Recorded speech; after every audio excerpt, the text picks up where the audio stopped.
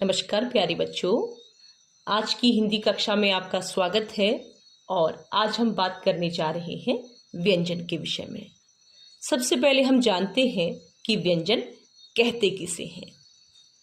जैसा कि आप यहाँ पे देख रहे हैं कि मैंने लिखा है, स्वरों की सहायता से बोले जाने वाले वर्ण व्यंजन कहलाते हैं। आप जब किसी भी व्यंजन का उच्चारण करते हैं तो आप महसूस करेंगे कि प्रत्येक व्यंजन के साथ स्वर की ध्वनि भी जुड़ी हुई होती है। जैसे कि क, अगर आप क बोलते हैं तो उसके साथ साथ आपको औ की आवाज भी सुनाई देती है, जिससे कि ये पता चलता है कि बिना स्वर की सहायता के व्यंजनों का उच्चारण नहीं किया जाता। अगर किसी प्रतियोगी परीक्षा में आपके सामने प्रश्न आता है कि व्यंजनों की संख्या कितनी है, तो आप उत्तर बताएंगे 33, जो कि क से ह तक के वर्ण इसमें सम्मिलित होते हैं। उसके बाद आप देखेंगे कि यहाँ पे मैंने क से म तक जितने भी वर्ण हैं उनको वर्गों में विभाजित किया हुआ है। जैसे कि क वर्ग, चौ वर्ग, टौ वर्ग, तौ वर्ग और पौ वर्ग। प्रत्येक वर्ग में 5 वर्णों को यहाँ पे हमने लिखा हुआ है। क वर्ग में आएंगे क, ख, ग, घ और अंगा। उसी प्रकार से चौ वर्ग में चौ, छ, जौ, झ, इया। टौ वर्ग में टौ, ठौ, डौ, ढौ, अणा। तौ वर्ग में तौ, थौ, दौ, धौ, नौ।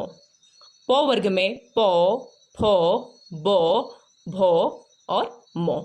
आप देखेंगे बच्चों कि प्रत्येक वर्ग में 5-5 वर्ण आए हैं, और अगर आप इनको जोड़ेंगे तो इनकी संख्या कितनी है? 25। इसी प्रकार से अगर आपकी परीक्षा में प्रश्न आता है कि वर्गीय व्यंजनों की संख्या कितनी है, तो आपका उत्तर कितना होगा? 25 होगा, जो कि क से म तक के वर्ण इसमें सम्मिलित होंगे। या आपकी परीक्षा में यह भी आ सकता है कि स्पर्श व्यंजनों की संख्या कितनी है, तो उत्तर कितना आएगा? 25। इसको हम स्पर्शी व्यंजन और वर्गीय व्यंजन दोनों नामों से जानते हैं। उसके बाद बच्चों, कई बार प्रतियोगी परीक्षाओं में पूछा जाता है कि कठोर व्यंजन कितने हैं या कठोर व्यंजन कौन से हैं। तो जितने भी टौ वर्ग के आप इसमें व्यंजन देख रहे हैं, ये सब कठोर व्यंजनों में आते हैं, जो कि है टौ, ठौ, डौ, ढौ, अणौ। ये क्या है? हमारे कठोर व्यंजन है, जिनकी संख्या कितनी है? 5 है।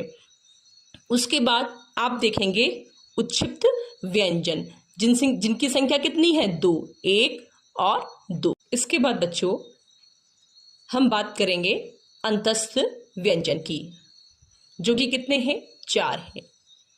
यो, रो, लो, वो। अगर परीक्षा में पूछा जाता है कि अंतस्थ व्यंजनों की संख्या कितनी होती है, तो आपका उत्तर क्या होगा? 4 होगा।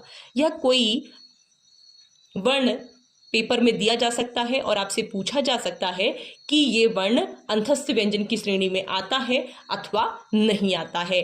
तो इसका उत्तर आप तभी दे पाएंगे जब आपको इन वर्णों की पहचान भी होगी, इनकी संख्या के साथ साथ।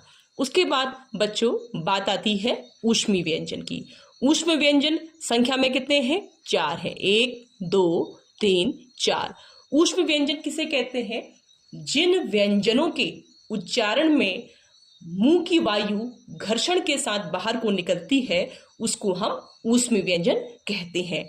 जैसे कि तालव्य श, मूर्धन्य स, दंती स, ह। ये क्या है? हमारे ऊष्म व्यंजन है, जो कि संख्या में कितने हैं? जो कि संख्या में 4 हैं। उसके बाद हम बात करने जाएंगे बच्चों संयुक्त व्यंजनों की। संयुक्त व्यंजनों की संख्या 4 होती है। बच्चों, अगर कुल वर्णों की संख्या पूछी जाएगी तो हम उसमें 52 लिखेंगे, और कुल मिलाकर अगर आप इनको जोड़ेंगे तो 11 से यहाँ से नीचे तक अगर प्रत्येक संख्या को आप जोड़ेंगे तो कुल कितना आएगा? 52 आएगा। तो अगर आपसे प्रतियोगी परीक्षा में पूछा जाए कि कुल वर्णों की संख्या कितनी है, तो आपका उत्तर 52 होगा।